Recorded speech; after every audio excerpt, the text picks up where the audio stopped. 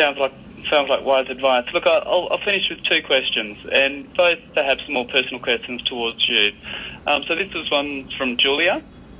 She asked, what's your favourite form of self-care after a difficult day with clients? I think talking with my wife.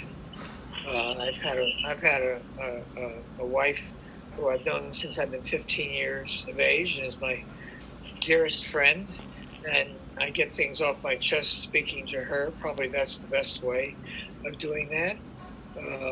Sometimes a little soak in a hot tub is often very good for me.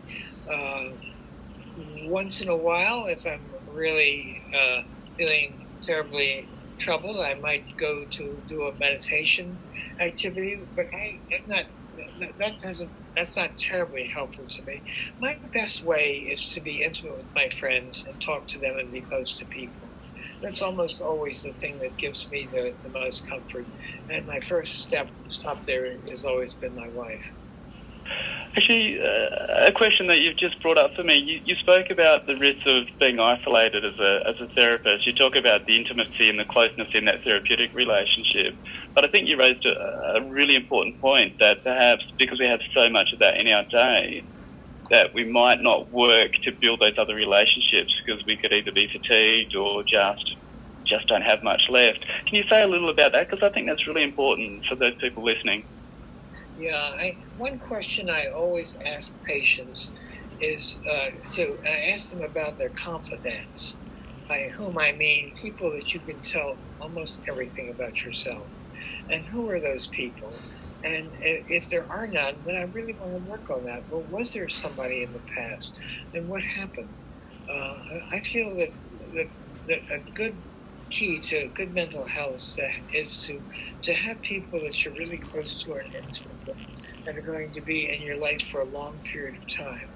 And the people that I find are most trouble and have the most difficulty in improving are the people who've been isolated all their lives and have no one that they can really fall back onto. And I'm feeling a little regret that the groups are so little used in Australia. I hope some of you will help try to rectify that process. There's an American Group Psychotherapy Association, and there's lots of California ones. There's a California one meeting right now. But one of their processes that they do is they usually have a 1 or 2 day group experience as part of that. So you get able to have a short-term group experience for a couple of days. That's a good way to start off, I think, this process of learning how to be with others and confide in others and learn to trust others. I think we need to be experts in interpersonal relationships because that's what we're trying to help our patients become. Thank you. So the last question, and this one's from me. I want to go back to your idea of ripples or rippling. So the question for you is, after all your time in the field, and I would say at the forefront of it in so many ways, what is the most satisfying impact or influence that you think you've had on the field of psychotherapy? It kind of varies depending upon which stage of my life I'm in.